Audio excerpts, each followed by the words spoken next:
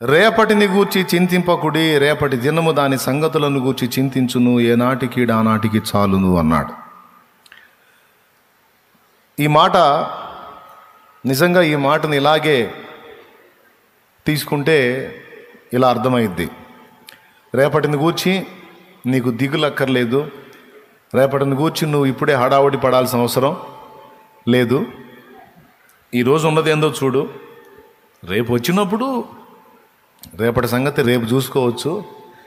So రేపటిని గూర్చి నువ్వు ఇప్పుడే ఏదో హడావుడి పడాల్సిన అవసరం లేదు, గందరగోళం అవ్వాల్సిన అవసరం లేదు. రేపటిని గూర్చి ఈరోజే కుస్తీ పట్లు పట్టాల్సిన అవసరం ఏమీ లేదు అని చెప్పకనే చెప్పినట్టు. ఏనాటికి ఆనాటికి చాలు, ఈరోజు సంగతి చూడు, రేపటిని గురించి నువ్వు ఆలోచించొద్దు, దాని గురించి చింతపడొద్దు, విచారించొద్దు, కృంగిపోవద్దు అని. చింతపడొద్దు అనే దానికి బైబిల్లో ఇంకొక అర్థం కూడా కనపడుతుంది. చింత అంటే దిగులు, మనకు తెలిసి విచారం. చింత అంటే దిగులు, విచారం. అట్లా ప్రభువా మేము నశించిపోవచ్చున్నాము, నీకు చింత లేదా అన్నారు శిష్యులు. చింత లేదా అంటే బాధ లేదా, లేకపోతే దిగులు లేదా, విచారం లేదా అనే అర్థాలతో పాటు బాధ్యత లేదా అని కూడా వస్తుంది. ఇప్పుడు మేము నశించిపోతున్నాం, తుఫాను వచ్చి దోణి మీద కొడుతుంది, మునిగిపోయేటట్టున్నాం మేము. ప్రభువా నువ్వేమో నిద్రపోతున్నావు, ఏమయ్యా అసలు బాధ్యత లేకుండా ఉన్నావు నువ్వు. అర్థమైందా? అది ఇదే మాట మార్తా కూడా అంది. ఆమె నీ పాదాల దగ్గర కూర్చుని నేనేమో వంటగదిలో కష్టపడుతున్నాను, ప్రభువా నా విషయమై నీకు చింత లేదా అని అడిగింది. ఆమె కూడా, మార్తా కూడా అడిగింది చింత లేదా అని. అంటే అర్థం ఏంటి? బాధపడొద్దా, దిగులు పడొద్దా, విచారపడొద్దా అని కాదు. బాధ్యతలు ఎరిగిన వాడివి, నీకు బాధ్యత తెలియదా? ఒక్కదాంతో కాదని నీకు తెలియదా? అట్లా అయ్యో బిడ్డ ఒక్కటే కష్టపడుతుందని బాధ నీకుంటే మరేమ్మా అని పంపించవు నువ్వు అని. అట్లాగే చింత అంటే దిగులు, విచారం మాత్రమే కాదు, బాధ మాత్రమే కాదు, బాధ్యత. ఆయన మిమ్మల్ని గూర్చి చింతించుచున్నాడని ఉంది. చింతించుచున్నాడంటే దిగులు పడుతున్నాడు, విచారపడుతున్నాడు, బాధపడుతున్నాడని తీసుకుందామా? వీటన్నిటికంటే ఉత్తమంగా ఆయన మీ విషయమై బాధ్యత కలిగి ఉన్నాడు అని తీసుకోవాలి. అర్థమైందా?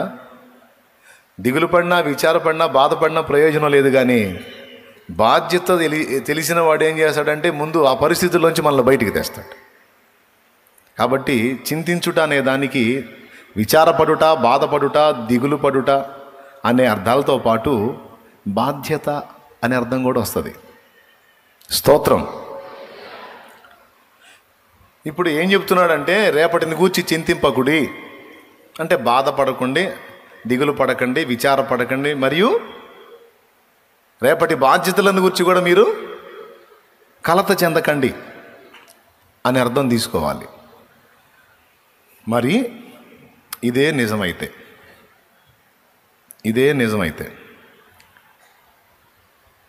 మరి సామెతల్లో అలా ఎందుకు చెప్పాడు?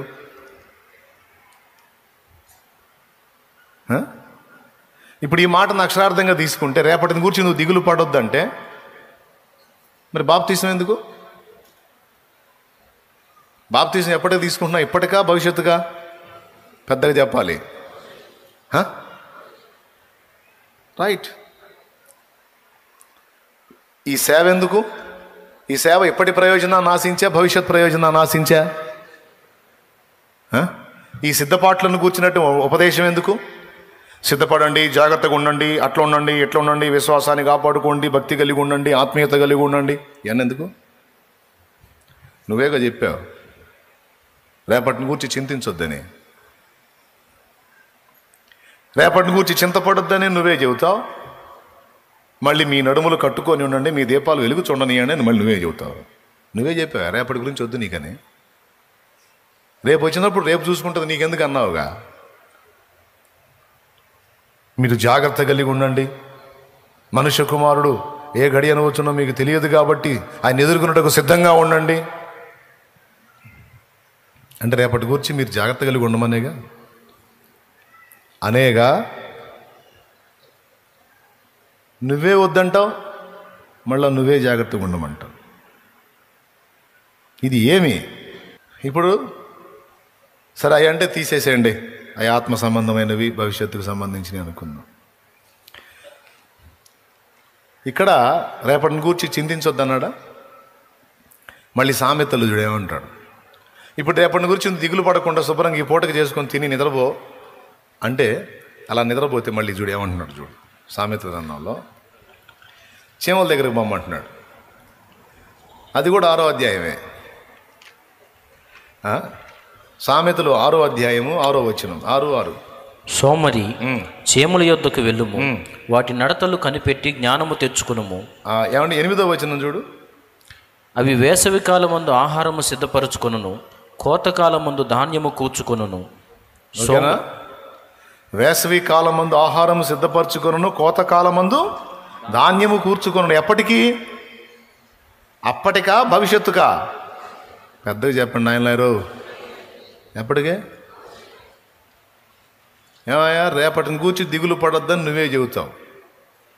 సరే లేక రేపటి గురించి దిగులు వద్దన్నాడుగా మనకెందుకులే అని వదిలేస్తున్నా. స్వామరి బుద్ధి లేదా నీకు? బుద్ధి లేదా? చీమలు చూసి సిగ్గు తెచ్చుకో, చీమలు చూసి సిగ్గు తెచ్చుకో. కోతకాలమందు వేసవి కాలమందు ధాన్యం వచ్చే టైంలో అవి మొత్తం స్టాక్ చేసుకుంటాయి. భవిష్యత్తు పొదుపును చూడాలంటే చీమలే మనకు సూపరం, మంచి మాదిరి. మీరు చీమల పుట్టలు ఎప్పుడన్నా తవ్వి చూసారా? పెద్ద స్టాక్ ఉంటుంది, వాటికి కూడా గోడౌన్స్ ఉంటాయి, చీమల గోడాలు ఉంటాయి, అని నింపేస్తాయి. ఎనీ టైం మనం చీమలకెళ్ళి చూస్తే ఆహార పదార్థం కానీ వాటికి మనం చూపించామంటే ఇక అంతా మూత పనిలోనే ఉంటాయి. స్తోత్రం. ఎట్లొచ్చిద్దో అంత బెల్లం మొక్కే ఇంట్లో నువ్వు 1/2 గంట ఆగి చూడు, ఎట్లా తెలిసిద్దో వాటికి. ఏం లేదు, చీమలు సంచారం చేస్తూ ఉంటాయి, ఫుడ్ ఏడ దొరికిద్దా అని. ఏదన్నా ఒక్క చీమకు చిక్కితే చాలు, ఇక్కడ బెల్లం ఉంది, పెద్ద బెల్లం ముక్క. మనకేమో ఇంత ముక్క, వాటికేమో బెల్లం కొండ. సత్యనపల్లి దగ్గర బెల్లం కొండ ఉందిలే, వాటికేమో బెల్లం కొండ అనమాట. మరి దాని పరిమాణంతో పోల్చుకుంటే చీమ ఇంతే ఉంటుంది, చిన్నది. మనం ఇంత బెల్లపు గడ్డ వేసాం. ఇక చూడు, అది పోయిది పరిగెత్తుకుంటూ పోయి ఆ గుంపు మొత్తాన్ని తీసుకొచ్చిద్ది. నిమిషాల్లోనే జరిగిద్ది ఇది. అది రావటం ఒక్కడ చూస్తే చాలు, పోయి పట్టుకొచ్చిద్ది మొత్తాన్ని, గుంపును పట్టుకొచ్చి 2 పనులు చేస్తాయి. పాసిబిలిటీ ఉంటే మొత్తం కలిసి పడి కొండను గల్లీటంటే చేస్తాయి. దాన్ని ఉన్నదన్నట్టు తీసుకెళ్ళటానికి. కదిలే ప్రసక్తి లేదనుకో, ఒక పక్క నుంచి కోత మొదలు పెడతాయి. అన్నిగా అంతంత మొక్కల్ని కొరకటం. ఇక అదే డ్యూటీ. అసలు వాటి ఫీలింగ్స్ చూడాలి. అమ్మ బాబు ఎంత బిజీగా ఉంటాయో. మన కాలు వేస్తే నలిగిపోతాం, మన కాళ్ళు కూడా పట్టించుకోవాలి. ఫుల్ బిజీ, మోసుకునే పనిలోనే ఉంటాయి. చూసారా ఎప్పుడన్నా? చూడండి, చీమలతో దోమలతో. అది చూసారా? నా చిన్నప్పుడు చదివా, చీమ తన బరువు కంటే 50 రెట్ల ఎక్కువ బరువు మోసిద్దట. దాని బరువు కంటే 50 రెట్ల ఎక్కువ బరువు మోసిద్దంట. ఎంత విషయం చూడు. దానికి అంత బలం ఇచ్చాడు. మళ్ళీ ఉండేది ఇంతే. మీరు 70-80 కేజీలు ఉంటారు. నేను ఎత్తిన 70-80 కేజీలు పెడితే ఇంకా అడుగు కూడా పడదు, మీరేమో ఆ బరువు కింద ఉంటారు. మన పరిస్థితి అది. మన బరువు కంటే మించి కాదు, మన బరువులో సగం కూడా మనం మొయ్యకపోతుండొచ్చు. కానీ చీమ తన బరువు కంటే 50 రెట్ల ఎక్కువ బరువును లాగిద్దట. అలివైతేనేమో మొత్తం బెల్లం కొండ మొత్తం తీసుకెళ్ళటానికి ట్రై చేసిద్ది. అలివి కాకపోతే కట్ చేసి ఇక మోసుకుంటాయి. ఏం తిరిగినా తిరుగుతుంటాయి. ఫుల్ పోయి పోతుంటాయి, వస్తుంటాయి, మధ్యలో డిస్కషన్ జరుగుతుంటాయి. చూడాలండి ఈ బల్లుల్ని, చేమల్ని, దోమల్ని, మిడతల్ని చూడాలి. ఉంది పాఠం వాటిల్లో, లేకపోతే ఎందుకు రాస్తాడు బైబిల్లో?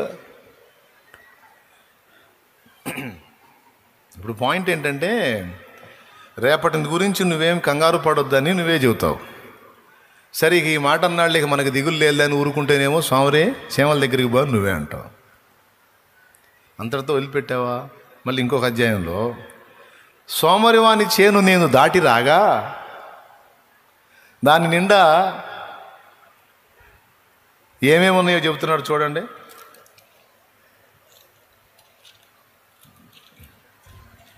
ఇరవై 24వ అధ్యాయం 30వ వచనం. సోమరివాని చేను నేను దాటి రాగా, తెలివిలేని వాని ద్రాక్ష తోట నేను దాటి రాగా, ఇదిగో దాని ఎన్నంతటా ముండ్ల తుప్పలు బలిసి ఉండెను, దూలగుండ్లు దాన్ని కప్పి ఉండెను, దాని రాతి కూడా పడి ఉండెను.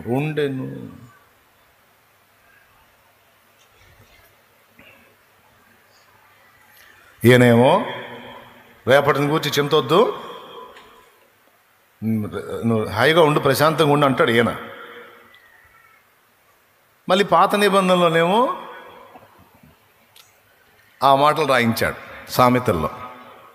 మీరు చెప్పండి, ఈ మాటలు సొలొమోను చెప్పాడా? సొలొమోను దైవ ప్రేరణలో చెప్పితే దేవుడు దాన్ని పరిశుద్ధ గ్రంథంలో రప్పించాడా? సొలొమోను మాటలా లేకపోతే ఇది దేవుని మాటలా? సొలొమోను మాటలా దేవుని మాటలా? సొలొమోను మాటలు అయితే పరిశుద్ధ గ్రంథంలోకి ఎందుకు రానియాలి?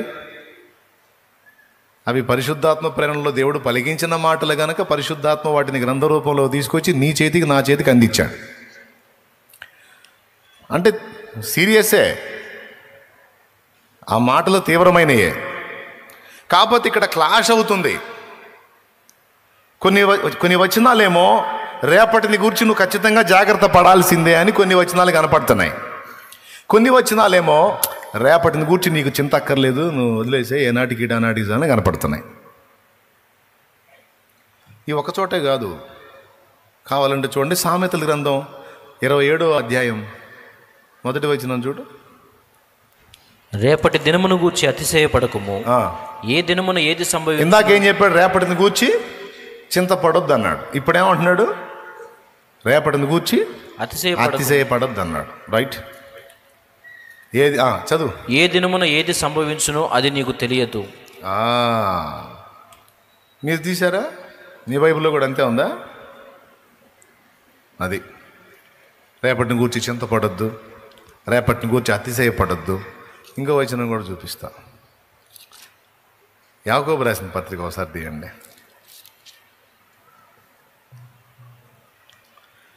4:13 చదవండి.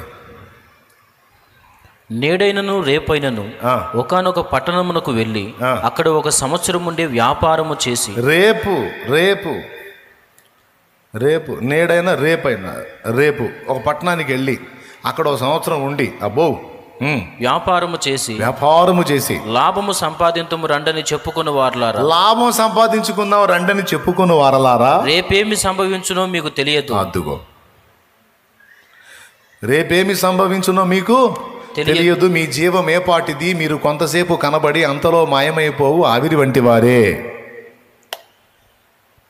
అందుకే నేను ఇందాక కొన్ని వచనాలేమో రేపటిని గురించి నీకు తెలియదు, ఏమి సంభవించునో నీకు తెలియదు, అతిశయపడొద్దు, చింతపడొద్దు. ఈ వచనాలన్నీ రేపటిని గూర్చి నువ్వు అతిశయపడొద్దు, చింతపడొద్దు, ప్రణాళికలు రచించొద్దు అని చూపిస్తున్నాయి. ప్రణాళిక అంటే ఏంటి?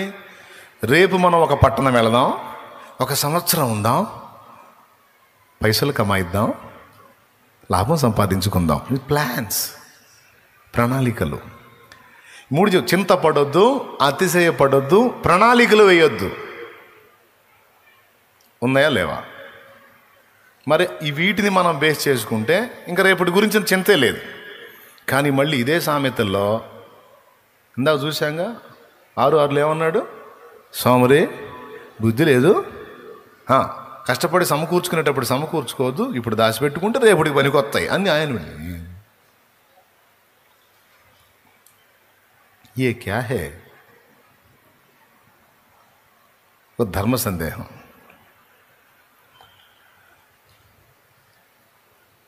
అసలు ఇలాంటిది ఒకటి ఉందని మీకు తెలుసా? ఇలాంటి ప్రశ్న ఒకటి ఉందని మీకు తెలుసా? తెలియదు. రైట్, అది చెప్పడానికి నేనుంది. దేవునికి స్తోత్రం. వినండి, చెప్తా. రెండూ కరెక్టే. రేపటిని గూర్చి నువ్వు చింతపడొద్దు అన్నది కరెక్టే. రేపటిని గూర్చి నువ్వు చింతపడాలి అనేది కూడా కరెక్టే. ఎట్లా కరెక్ట్ అయింది? అయితే చింతపడొద్దనన్నా చెప్పాలి, లేదా చింతపడు అనన్నా చెప్పాలి. చింతపడొద్దు ఎలా కరెక్ట్ అయింది, చింతపడు అనేది ఎలా కరెక్ట్ అయింది? ఏదో ఒకటే కరెక్ట్ అయింది అనిపిస్తుంది, కానీ రెండూ కరెక్టే. ఎలాగో చెప్తా. సామెతలు 27లో రేపటిని గూర్చి అతిశయపడొద్దు, రేపేమి సంభవించునో నీకు తెలియదు. రేపటిని గూర్చి అతిశయపడటం అంటే ఏంటి? ఒక మాట ఆలోచిద్దాం. ఒక ధనవంతుడి గురించి బైబిల్లో సాక్ష్యం చెప్పాడు. ధనవంతుడు ఒకడు ఉన్నాడు. ఆ సంవత్సరం వాడికి విస్తారమైన పంట పండింది. ముందే మంచి సౌండు.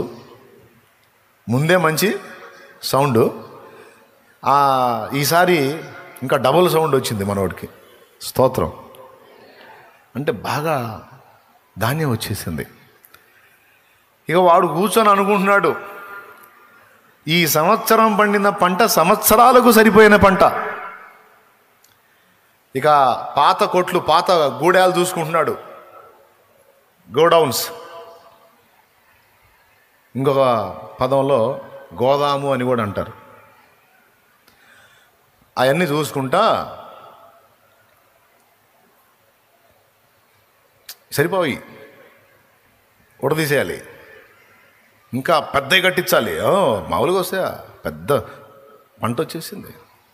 ఈ కొట్లు తీసి కొత్తవి కట్టిస్తా, ధాన్యమంతా అందులో స్టాక్ చేపిస్తా. ఇక ఈ ధాన్యమంతా ఇందులో చేరిందంటే సంవత్సరాలకి ఇక నన్ను గలిచేవాడు ఉండడం, ఏంది అనేవాడు ఉండడం. ఇక తినటం, తాగటం, సుఖించటం. ఆడు చెప్పుకుంటున్నాడు అటు ప్రాణానికి ఏమని, నా ప్రాణమా. వాస్తవంగా రిఫరెన్స్ ఆడు పడిపోవాలి.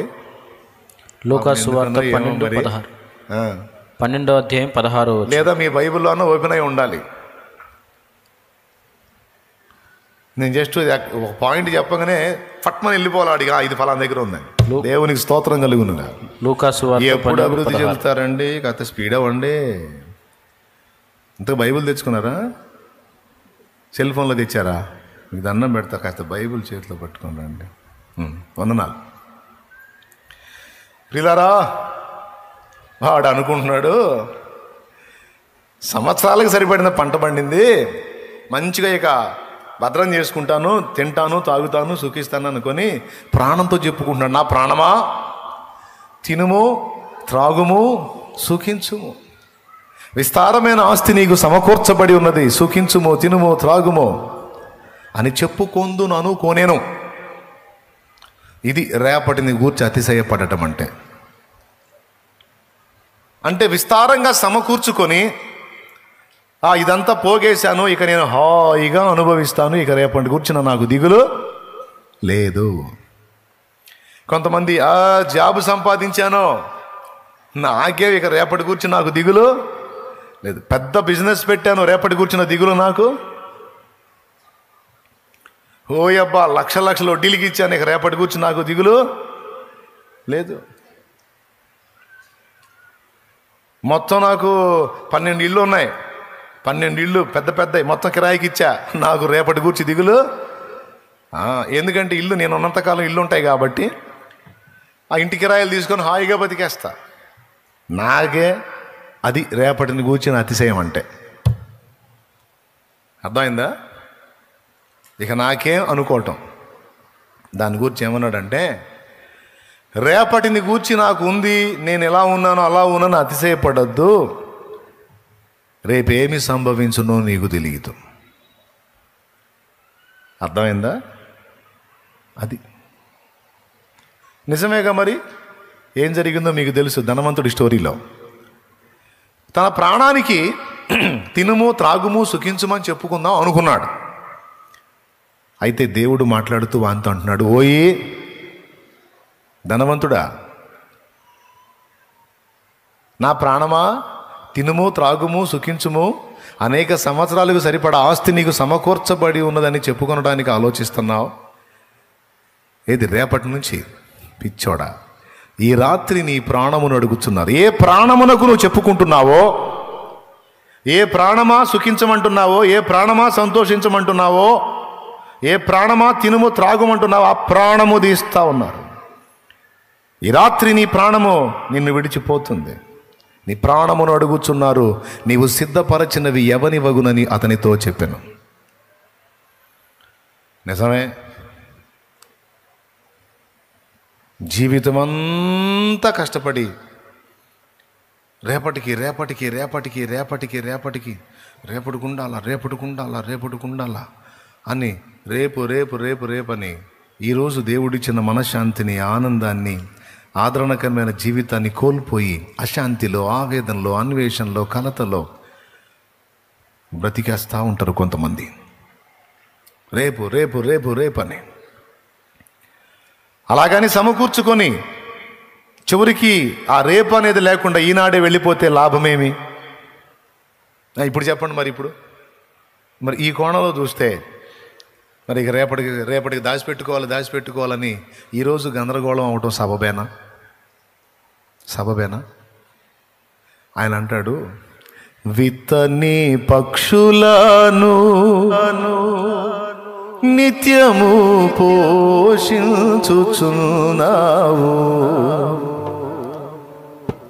జంతువులు పక్షులు రకరకాల జీవరాశులు, విశ్వాసంలో మనకంటే అవే ఎక్కువ. దేవుని యందలి విశ్వాసంలో మనకంటే అవే ఎక్కువ. ఎందుకు తెలుసా? ఆకాశ పక్షులను చూడండి, అవి విత్తవు, కొయ్యవు, గోదాముల్లో, గరిసెల్లో, కొట్లల్లో దాచుకోవు. ఆయనను మీ పరలోకపు తండ్రి నిత్యము వాటిని పోషించుచున్నాడు. ఈ రోజుకు ఆహారం కోసం పొద్దున్నే లేచి కిలకిలారావాలతో దేవుని కృతజ్ఞతలు చెల్లించుకుంటాయి. ఆహారాన్వేషణకు బయలుదేరతాయి, అవి తింటాయి, పిల్లలకు పెడతాయి. సాయంత్రం వేళకి మళ్ళీ గూటి దగ్గరకు వచ్చి, ఈ పూటకి మా కడుపు నింపిన దేవా నీకు స్తోత్రమని మళ్ళా కిలకిలారావాలతో మళ్ళీ ఒకసారి స్తుతించి సాయంత్రానికి మిన్నకుండిపోతాయి. అంతకుముందు హైవేల పక్కన అక్కడక్కడ పెద్ద పెద్ద చెట్లు ఉండే, ఆ చెట్ల మీద పక్షులు ఉండే, అప్పుడప్పుడు అట్లాంటి చూస్తుండేవాళ్ళం. ఇప్పుడు చెట్లు కొట్టేసి అంతా గందరగోళం చేసేసారు. చెట్లుంటే పక్షులు, వాటి వ్యవహారం తెలిసిద్ది మనకి. కానీ నిజం నేను చెప్పేది, ఏ రోజుకా రోజు సృష్టికర్తను వేడుకుంటాయి, కృతజ్ఞతలు చెల్లించుకుంటాయి, ఆహారాన్వేషణకు బయలుదేరతాయి, తింటాయి, పిల్లలకు పెట్టుకుంటాయి.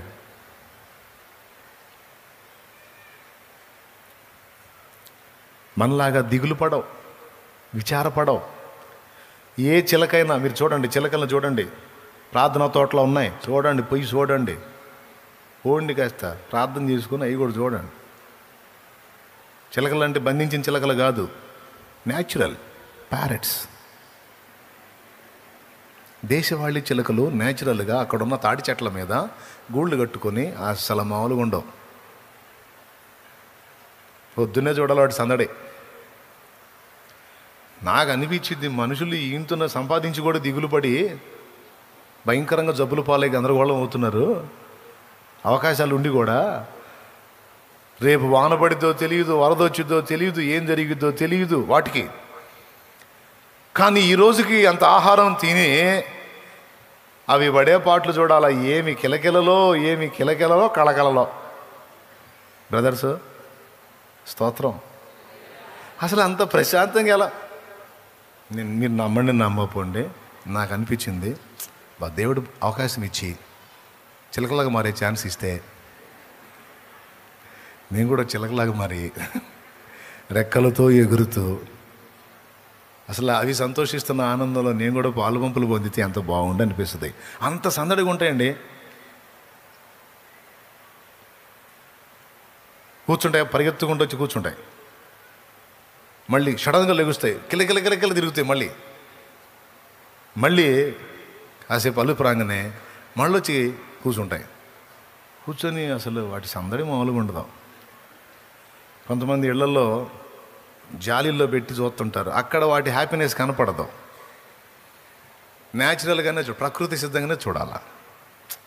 అది భలే ఉంటుంది. అది అంటే ఇది నాకు నచ్చిద్ది, మీకు నచ్చిద్దో లేదో నాకు తెలియదులే. కొంతమందికి ఇలాంటి ఇంట్రెస్ట్ ఉండదు. ఆ చిలకల మాకు చిలకలను చూసి అంత ఖాళీ ఆడుందిలే, నీ చిలకలు ఏవో కానీ ఇక్కడ మా చిలక ఎగిరిపోయేటట్టు. అసలు మా ఊరే చిలకలూరిపేట. దేవునికి స్తోత్రం, హల్లెలూయా. సమృద్ధి, నాకు సంతోషం. వాటికి ఎంత విశ్వాసం. అమ్మో రేపు ఆనబడితే ఎట్లా, మనం ఎగరాతి కాదు, మన రెక్కలు తడిసిపోతాయి, మనకు ఆహారం దొరకదన్న చింత వాటికి లేదు. అవి ఎంత సృష్టికర్త మీద డిపెండ్ అయ్యాయి. నిజమే. ఇన్ని జాగ్రత్తలు చేసుకొని ఇన్ని కుస్తీలు పడే మనకన్నా పస్తు ఉంటుందేమో కానీ వాటికి పస్తు ఉండదు. మరి ఎట్లా లైన్ చేస్తాడో ఏమో, ఏ రోజుకు ఆ రోజు ఆ చిన్ని పొట్టలకు కావాల్సిన ఆహారం రెడీ చేసి అందిస్తాడు ఆయన. మనలందరినీ కూడా తలగా నియమించాలని ఆయన ఆశిస్తాడు. తలగా నియమించాలని ఆశిస్తాడు, తోకగా ఉండాలని కోరుకోడు. ఎందుకంటే మనం ఆయన సంతానం.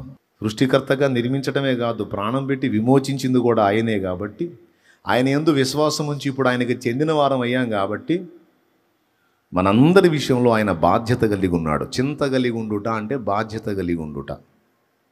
మనందరి గురించి ఆలోచన చేస్తున్నాడు, పథకరచన చేశాడు. అయితే ఇక్కడే ఒక చిన్న మెలిక ఒకటి ఉంది. దానికి కూడా దేవుడు ఒక సమయమును నిర్ణయించాడు. అది పాయింట్.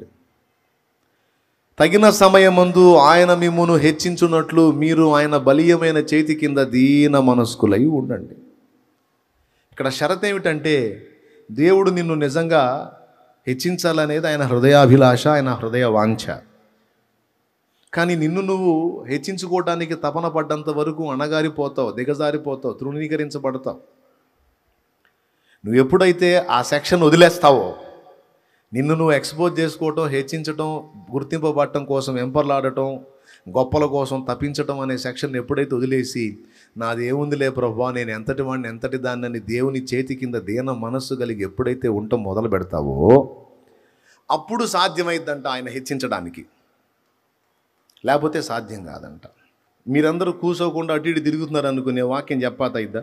మీరందరూ ప్రశాంతంగా కూర్చొని వాక్యం విన్నట్లు, నేను చెప్పే వాక్యం మీకు ప్రశాంతంగా చెప్పినట్లు మీరేం చేయాల్సి ఉంది? కూర్చోవలసి ఉంది. ఒకవేళ మీరు సంచరించినచో నేను ఏమి చేయుదును? మీ ఇష్టం వచ్చినట్టు తిరుగుండ్రి అని నేను పోయేదను. అట్లా కాకుండా నేను ప్రశాంతంగా వర్తమానం అందించాలంటే మీరేమి చేయవలెను? దేవుడు తగిన కాలం మందు మనల్ని హెచ్చించినట్లు మనమేమి చేయవలెను? ఎచ్చులు పడటం మానివేయవలెను, ఓవర్ యాక్షన్ మానుకోవలెను. ఇంకా చెప్పాలంటే వాడుక భాషలో బిల్డప్లు మానుకోవలెను, హడావుళ్ళు మానుకోవలెను. మానుకుని దీన మనస్కుడవై దీన మనస్కురాలివై నీ కృప, నీ దయ, ఇంకేం చేయాలి యేసయ్యా? నన్ను రక్షించావు, నాకు ప్రాణం పెట్టావు, నాకు సమస్తం చేశావు.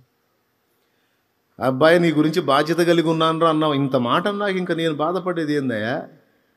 నేను శిఖరం మీద కూర్చోవాలన్న నీ చిత్తమే, నేను కింద కూర్చోవాలన్న నీ చిత్తమే. నీ బిడ్డని నీ ఇష్టం. నా ప్రతి సమస్యకి దేవుని ముందు ఇదే నా పాయింట్. అప్పులోళ్ళు వచ్చి గొడవ చేస్తారంటే నేను దేవుడితో చెప్పే మాట అది, అవమానం చేయాలంటే నీ ఇష్టం నాయన. అవమానానికి అప్పగించాలన్నా, ఘనతకు అప్పగించాలన్నా నిన్ను దాటి ఎవరు రాగలరు? నువ్వే కదా చేయాలి. అపోస్తలుల్ని హతసాక్షులుగా అప్పగించింది నువ్వే. యోహానుని హతసాక్షి కాకుండా సహజ మరణానికి అప్పగించింది నువ్వే. చంపటానికి ట్రై చేసిన జావలా యోహాను. సలసలసల కాగుతున్న నూనెలో విసిరారంట చిత్రవదగా చచ్చిపోవాలని. ఏం లేదు, ప్రశాంతంగా బయటకు వచ్చాడు. సింహాల బోను ఓపెన్ చేసి సింహాలను ముందుకు రప్పించారంట. స్పీడ్గా వచ్చినాయి, దగ్గర రాగానే చూసి ఆగిపోయినాయి ప్రశాంతంగా. అయ్యే సింహాలు కొంతమంది ఆదిమ క్రైస్తవుల్ని చంపగలిగినాయి, యోహానును మాత్రం చంపలేకపోయినాయి. అంటే హతసాక్షి మరణం ఒకడికి దొరకాలంటే దేవుడు సెలవు అవ్వాల్సిందే. ఒకడిని హతసాక్షిగా అప్పచెప్పాలని దేవుడు డిసైడ్ చేస్తే ఇంకా దాన్ని ఎవరు ఆపగలరు? ఆ ధన్యత వానికి లభించింది అంతే. అలాగే ఒకరిని హతసాక్షి మరణానికి అప్పగించకుండా సహజ మరణానికి ఫిక్స్ అయ్యాడు అనుకో, ఆ వ్యక్తిని ఇంకెవరు చంపగలరు? మాట చెప్తున్నానండి. హుబ్లీలో జరిగింది ఒక సంఘటన. పాస్టర్ గారు నైట్ దిగి వెహికల్ దిగి ఇంటికి వెళ్తున్నాడు. రోడ్డు మీద నుంచి ఇంటికి నడుచుకుంటూ వెళ్తున్నాడు. రివాల్వర్ తీసుకొచ్చి ఈ ప్రక్కలో పోయే బైక్ ఆపి ఆయన ప్రక్కలో రివాల్వర్ పెట్టి 3 రౌండ్లు కాల్పులు జరిపారు. ట్రిగర్ నొక్కారు 3 రౌండ్లు, ఒక బుల్లెట్ బయటికి రాలా. యథార్థ సంఘటన. 3 రౌండ్లు, ఒక్క బుల్లెట్ బయటికి రాల. మరి ఆయన అప్పచెప్పకపోతే రావు. ఇదేందిరా అని మళ్ళీ పోతా పైకి కాల్పులు జరిపితే మొత్తం వెళ్ళిపోయినాయి బయటికి. మళ్ళీ ఆయన అప్పచెప్పాలి. మరణము యొక్కయు పాతాళ లోకము యొక్కయు తాళపు చెవులు నా స్వాధీనమందు ఉంచబడి ఉన్నవి. అది పాయింట్. ఎవడి ప్రాణమైనా వెళ్ళాలన్నా, మన వాళ్ళ ప్రాణమైనా ఎవరి ప్రాణమైనా వెళ్ళాలంటే అక్కడ డోర్ ఆయన ఓపెన్ చేశాడని గ్రహించాలి. డోర్ ఓపెన్ చేయకపోతే పోవటం కష్టం, ఎవడు తీయలేడు. ఇక చెప్పండి, ప్రాణం తీసే దగ్గర నుంచి ఇక సమస్త విషయాలలో ఆయనే జోక్యం చేసుకోవాలి. ఇక హెచ్చింపు విషయంలో కూడా ఆయనే జోక్యం చేసుకోవాలి. అందుకే నా ధైర్యం. అప్పులోళ్ళకి భయపడలేదు, ఇంకా వేరే బెదిరింపులకి భయపడలేదు. రకరకాల ఫోన్ కాల్స్ నాకు, దేనికి భయపడలేదు. ఎందుకంటే ఏదైనా ఆయన అప్పగించాలి. అవమానానికి అప్పగించిన, ఘనతకు అప్పగించిన నువ్వే. నాదే ఉంది, అప్పు చెప్పుకో, నీ ఇష్టం, నీ పరువే పోయిద్ది. అయినా పరువు పోకపోయినా నేను అవమానానికి పాత్రుడినే కదా ప్రభువా. అవమానానికి గాక ఘనతకు పాత్రుడినా నేను, ఘనతకి నువ్వు పాత్రుడవు. నాకు అవమానమే తగును, నాకు ఇదే కరెక్టు, పర్వాలేదయ్యా. ఇట్లా విచిత్రంగా మాట్లాడుకునేవాడిని ఆయనతో. ఆయన ఏం చేసేవాడు తెలుసా? ఇంటి ముందు కూడా వాళ్ళు రానిచ్చేవాడు కాదు. ఒకవేళ వచ్చిన గౌరవనీయంగా మాట్లాడి వెళ్ళటం తప్ప తృణీకరించనిచ్చే పరిస్థితి లేదు. ఎందుకని నాకు తెలుసు, సింహాలనోళ్ళు మూసినోడు ఆయన. ఒకవేళ అప్పచెప్పాడు అనుకో అవమానానికి, డౌట్ లేదు, గొప్పగా హెచ్చించబోతున్నాడు అని అర్థం. కొంతమంది నన్ను అన్నారు, నేను బావిలో పడతా, చెరువులో పడతా అని పరిగెత్తుతుంటారు. నేను అంటాను, పిచ్చి మొహమా, ఈరోజు ఆ మాటలు పడితేనేగా రేపు సాక్ష్యాలు చెప్పేదే. రేపు సాక్ష్యాలు చెప్పాలంటే ఈరోజు అవమానాలు పడాలి కదా తమ్ముడు. నేను గుర్తుపెట్టుకుని నీకు చెప్తున్నా, దేవుని దాసునిగా నీకు చెప్తున్నా, నువ్వు ఎదుర్కొన్న అవమానాలన్నీ భవిష్యత్తు సాక్ష్యాలు అవుతాయి. ఏం చింతపడద్దు. ఆయన బలీయమైన చేతి కింద దీన మనసు కలిగి ఉండు. కలత చెందవాకు, కృంగిపోవాకు, సావా బతుక అనవాకు, విరక్తిలోకి వెళ్ళవాకు. చెల్లి అవసరం లేదురా, ఒక సమయం ఉంది. నవ్వేవాడిని నవ్వని, ఎగతాళి చేసేవాళ్ళని చేయని, తిట్టేవాళ్ళని తిట్టని, కొట్టేవాళ్ళని కొట్టని, రోడ్డుకు లాగేవాళ్ళని లాగని, ప్రచారం చేసేవాళ్ళని చేయని, నిందలు మోపేవాళ్ళని మోపని. అమ్మా, నీ జీవితాన్ని చూసి నవ్విపోతున్న వాళ్ళు నవ్వని. ఒక సమయం ఉంది, నీ దేవుడు జోక్యం చేసుకున్నాడు నీ లైఫ్లో. నీ జీవితంలో దేవుడు జోక్యం చేసుకున్నాడు. ఏం పర్వాలా.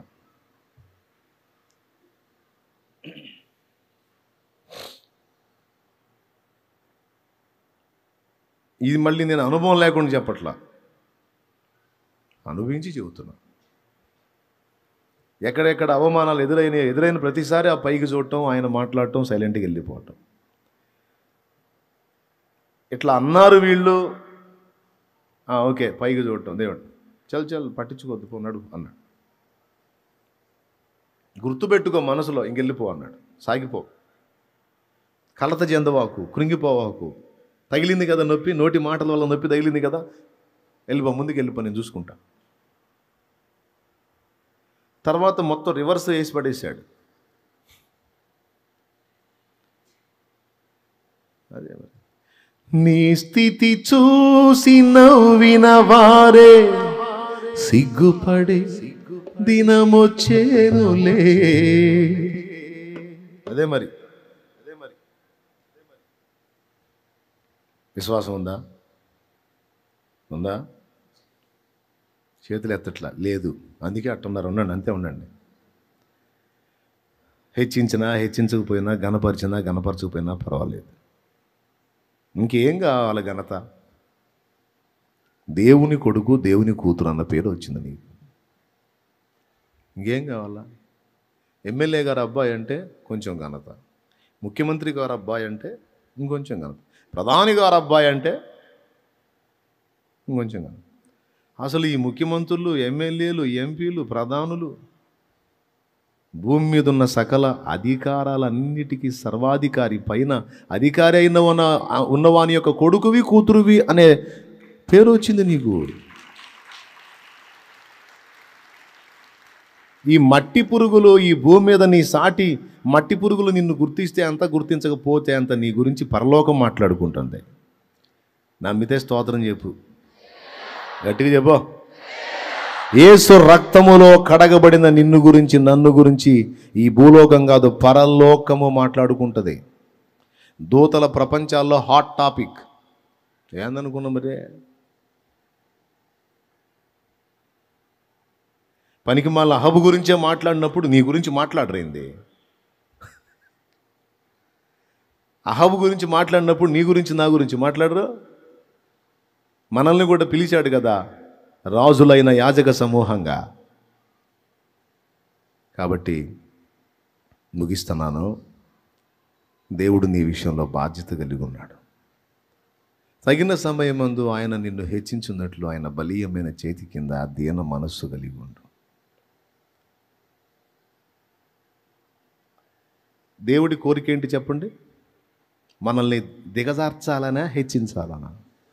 పెద్దగా చెప్పాలి. ఉన్నత స్థితిలో ఉంచాలన్నా, దిగజారిన స్థితిలో ఉంచాలన్నా? అవసరాన్ని బట్టి అనుభవాల కోసం కొన్ని నేర్పుతాడు తప్ప శపించబడిన స్థితిలో నువ్వు ఉండటం దేవుని చిత్తం కాదు. ఖచ్చితంగా నువ్వు శాపగ్రస్తమైన జీవితంలో ఉండటానిక ఆయన శాపగ్రాహి అయింది కాదు. ఒకవేళ ఈ భూమి మీద ఉన్నంత వరకు నువ్వు హెచ్చింపబడకపోయినా, కోట్ల దూతల ముందు, భూప్రపంచంలోని అన్ని భాషలు మాట్లాడే మనుషుల ముందు, సాక్షాత్తు దేవుని ముందు ఆయన నోరారా నిన్ను గణపరిచే రోజు ఒకరోజు వచ్చింది. అబ్బో, అది ఇంకా అక్షయమైంది. కాబట్టి నువ్వు ఆల్రెడీ దీనస్థితిలో ఉన్నా, ఇప్పటికే దీనస్థితిలో ఉన్నా, నలుగురు నవ్విపోయే స్థితిలో ఉన్నా, నువ్వు దేవుని దృష్టిలో ఎరుకైన దానివి, ఎరుకైన వాటివి. దేవుని చేత ఎరుగబడి ఉన్నావు, నువ్వు గుర్తింపులో ఉన్నావు. నీ విషయంలో ఆయన బాధ్యతగా ఉన్నాడు, ఆలోచన కలిగి ఉన్నాడు. ఇది జస్ట్ ఓదార్పు యాత్ర ఏం కాదు. బైబిల్ వాక్యం నగ్న సత్యం. ఈ విషయం, ఆ విషయం అని ఏమి చెప్పుదును? సమస్త విషయాలలో ఇది నీకు అన్వయింపు.